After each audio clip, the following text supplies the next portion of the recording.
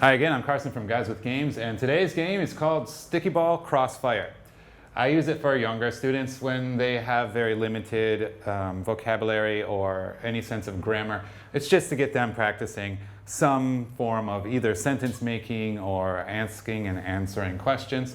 But it's a simple game. So we could go one by one around the classroom, and everyone gets a turn. But here's how you play. You need 2 sticky balls.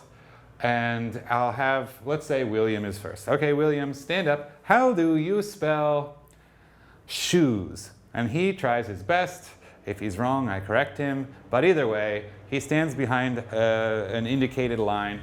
And then I'll say, okay, William, throw the ball anywhere on this side in number 1's field. So let's have William throw the ball at number 1. Good job, William. And then you're going to throw the other ball over here for number 2. Good. And here's how the game works.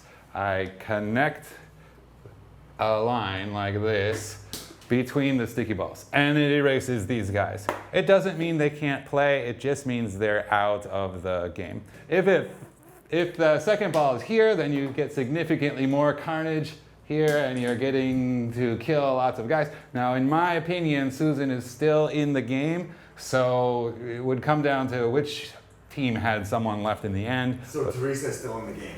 Teresa, yes, he's still in the game. And even, whoever this was, I don't remember, Phoebe maybe, Phoebe is still alive because she still has part of her name there.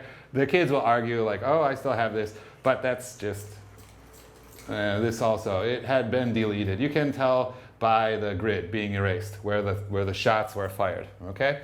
And so it goes until there's only one person left, and that team gets the star.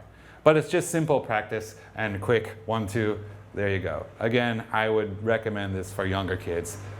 Older kids maybe would enjoy this, but it doesn't really practice English at that level. So that's it.